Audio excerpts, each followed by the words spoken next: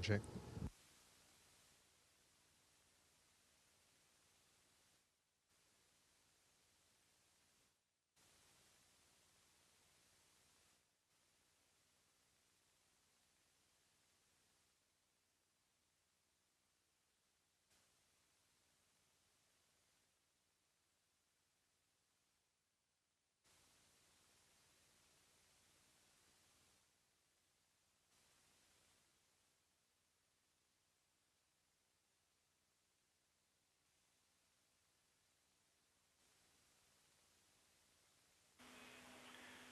Station, this is Houston. Are you ready for the event?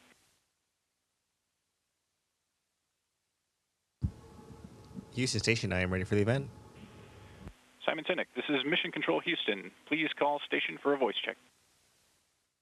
Station, this is Simon Sinek. How do you hear me? Simon, this is Station. I hear you loud and clear. Welcome. It's good to see you, Jonny. Thanks for taking the time to do this. Oh, anytime. I've been looking forward to this, Simon. I think we're going to have a great conversation. I don't know if you know this, but there's an entire generation of Asian American kids, and particularly Korean American kids, who absolutely hate you. And that's because it's as if they don't have enough pressure on them from their parents to become doctors or go to an Ivy League school. But your existence is the thing that parents use to say, see, you can be like Jonny Kim. I unfortunately have seen that meme and know what you're talking about. I think there's a lot of, I think it's very comical and funny. I do think, though, I sometimes worry about the healthy aspects of comparison of like that, you know, that common saying, comparison is the thief of joy. But also, I also think the part of my journey that's been really important for me has been being the best version of yourself and fighting for what you believe in, regardless of what the scale of what that might be or what that looks like. One of the things I find so fascinating about your childhood as well is it was not an easy one. And when we think about, overcoming adversity and that adversity makes somebody stronger, it raises the question, this young generation, much is written about, helicopter parents and over coddling. And it raises the question, like, how important has adversity been to your own journey? I mean, because what you've accomplished is amazing, but how much is it balanced off by the adversity that you've experienced? I'm a firm believer that all of us are the summation of our experiences, whether they're good or bad. I think there's innate quality traits within us of how we interpret some of those experiences, whether they're good and bad, how we absorb them, and how that kind of shapes us into who we are. But I also think it's really important about the extrinsic factors, not just the intrinsic ones, of whether you had a good parent or a coach or a mentor or a friend, someone in your life to kind of shape you or bump you when you were going a little bit off course. So to answer your question, I firmly believe I wouldn't be where I am today if it wasn't for a lot of the adversity and the challenges, both the good and the bad ones. And but I'd say that it's like the right challenges and the right adversities came to me at a point in my life when I needed them, but I also had at least someone there or something at the end of the light working towards where it kind of kept me whole and kept me straight. And that's not to say I didn't bump off the path. I certainly have. And but I think that's part of that human experience that makes us who we are. Who was that person for you? It's taken the shape of different people over the course of my lifetime, really different phases of my life. I'd say the one that sticks out for me, certainly in my adolescence, was my mom. My mom gave up so much of her own life.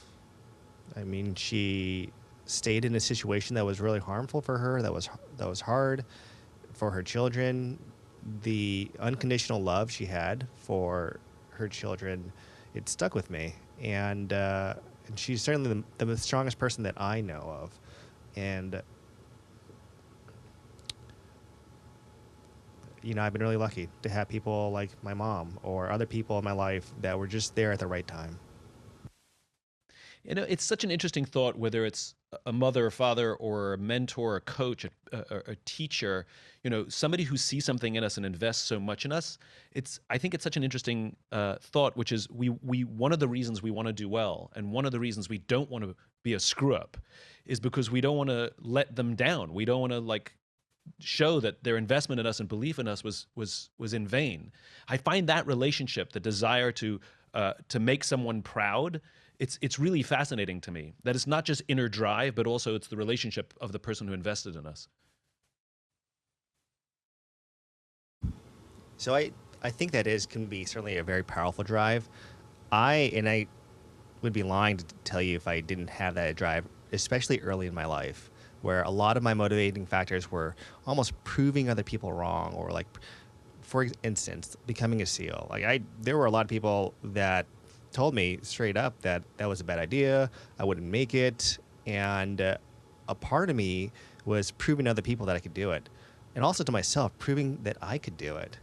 But as I've gotten older and more mature, I really have shed those extrinsic factors of proving other people or doing things for other people, because I don't think that's a really sustainable way to a healthy life, a healthy whole life, and so I'm really careful about motivation and why you do things, and because the why you do things is the most important. I mean, Simon, I know you yourself know this very, very well. And doing something for someone else's approval is, I think, a surefire way to disappointment, to failure. It's not sustainable, in my opinion, but it is absolutely powerful in the right amount of doses at the right times in your life. Yeah. But I mean, this is interesting because I think there's a nuance, right? I think there's a difference between doing something for someone's approval and wanting to make proud the person who invested in you. If like when we go, see our kids graduate and we sit in the audience, we feel proud, and the person graduating, is proud too, but also is grateful. I think that what I'm talking about is some sort of gratitude, because we have these human connections, and this is what I find so interesting, which is how much of it is just us and our drive and our ambition. And because I know you're service oriented. I mean, I've read things you've said before, how driven you are to service. And sort of, you could look at your own career path, it's you sort of finding bigger and bolder ways to serve. Yeah, I think it's a subtle difference. You're right, and that human connection is really important. I think human connection is one of the most important things we need to explore in our life, and that's actually what I find the most fascinating about the International Space Station is how it connects so many different people from different walks of life and backgrounds. I mean, just earlier this week, we had a crew of 4, the Axiom 4 crew, and so we had 11 people on board from 6 different countries and from 11 different backgrounds. Yet we were breaking bread together and sharing stories, and realizing that we had so much more in common than differences. Every astronaut I know has talked about this. It's not just the overview effect of looking down and saying, why can't we all get along because you don't see borders? But you experience it when the people come to visit, which is, it must be one of the most human experiences where you don't see each other based on, our different divides based on our nations, but you're all human beings and common experience and common risk for that matter too. I mean, you're in austere conditions up there. Absolutely. And if we could find a way to relay these experiences down on Earth, I think the world would be a lot better place if we had more empathy and understanding and a drive to find those commonalities amongst us. Can you tell me a specific story, something throughout your career at any point, whether it was, you know, at any point, at any of the many jobs you've had, that, you look back at that one specific thing and you think, wow, that was incredible, whether it was successful or not, whether it was a mission success or a mission failure, it doesn't matter. But when you look back, you see that it was a defining moment in your life. Can you tell me a specific story of something you've gone through?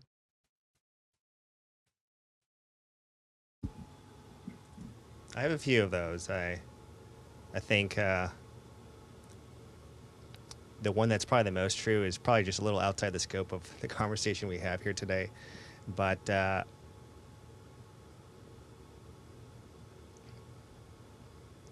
the one I will share with you was being unconfident in my abilities. You know, I think insecurity is something that we've all dealt with, and it's a part of being human. And certainly, I think a little tinge of healthy insecurity keeps the humility in check, or keeps the ego in check. And one of the most formative experiences of my life was being able to serve overseas as a combat medic. And regardless of who the person was when they were hurt, it was my job to save them. And having that ill opportunity, in particular, to try and save some of my friends, left a really impact on me. I mean, it's what spurred me to kind of continue that level of service at a higher level for medicine. That's why I wanted to be a physician, watching my friends get injured and doing my best to help. And that's something that's always stuck with me. It's that kind of privilege of experience. And I say that really carefully, privilege. You know, privilege of just having bad experiences, but good experiences, formative experiences, challenging, worst day of your life type of experiences. If you can come out of that on the other end stronger and more compassionate and empathetic, it's a real superpower. And I think I've been very privileged to have had a lot of those unique type of experiences throughout my life. And that's shaped me into the person I am today. And so that's almost like a moral obligation, I find, to kind of share that empathy and that experience amongst us, so that we can make this world a better place. The privilege of bad experience. I'm so taken by that phrase. You know, that bad experiences, though they're awful in the moment, I think anyone who's been shaped by them looks back and say, I hated every moment of that, but I'm glad it happened. Yeah, you know, I think it requires a lot of context, because off the face of it, if you heard the privilege of bad experience, you'd be like, "What are you talking about? That's terrible." And I don't mean to diminish the kind of hurt people have from having bad experiences. I'm just talking about if you happen to be one of the lucky ones that can come out of a bad experience for whatever reason, maybe because you had the right mentor in your life, or you had the right intrinsic perspective to reshape that for good, whatever it is, sublimation. But it is indeed a privilege if you can come out of a bad experience with a new set of eyes to do good. And I think those are stories really, really worth sharing. What was the specific story when I asked you of something that you look back and you say that really molded me or contributed to molding me into who the person I am today? What was the specific story that you were going to tell that you said was slightly to the side?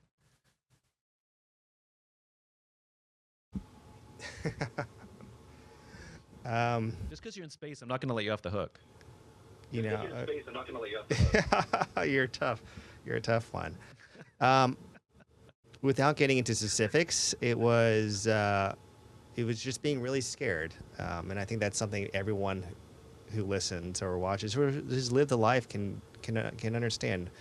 You know, being scared. It's being a scared boy for me, and being able to stand up to someone that I had feared for a long period of time, clicked something in my head, and showed me that you know, we're all a lot stronger than we give ourselves credit for. I mean, that it's hard to articulate how formative this experience was for me. But if you can imagine yourself, and you know, maybe most of your adolescence you thought you weren't meant for big things, or that you were scared, a scared little boy or a scared little girl to do anything, and not feeling of any worth or value. But being able to do the most courageous thing you never thought you could do, that changes you. And it changed me. Where did you find the courage? If you went from having fear, what was it that made you rise up and overcome that fear? I think it's the strongest emotion that we have, the most important emotion, and the reason for why in everything we do. And that's love. For me, it was love of someone, to care for them and protect them.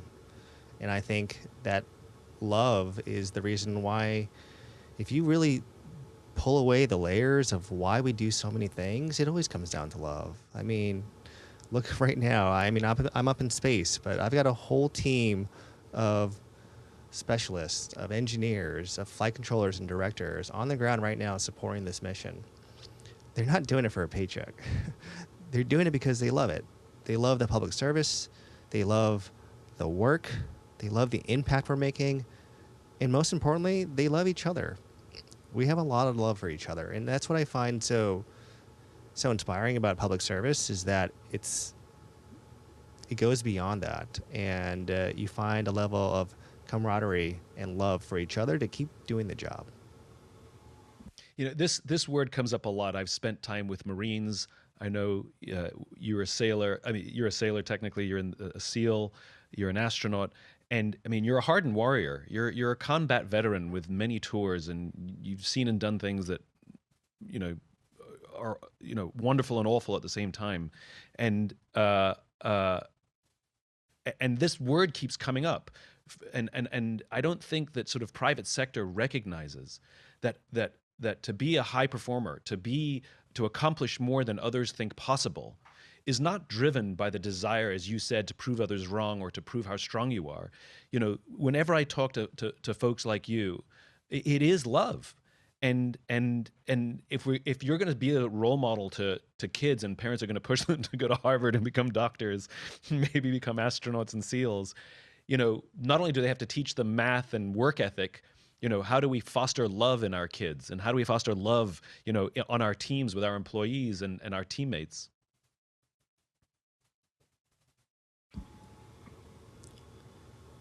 You practice it. You show love. You do love. It's shown through your actions. It's shown through the words. It's shown through the I'm sorries. I made a mistake. How can we make this better?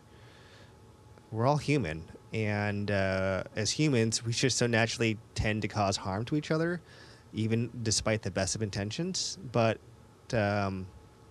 if you have love and empathy, I think there's really nothing you can't solve. And I feel comfortable saying that. You know, I've said it to a team of SEALs. I was invited back for my old alma mater SEAL team's anniversary, and my speech hindered around love.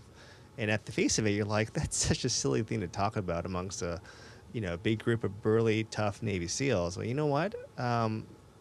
That message came through loud and clear, and it was very, very impactful to the operators I talked to afterwards of how, yes, indeed, the number one trait of a warrior is love.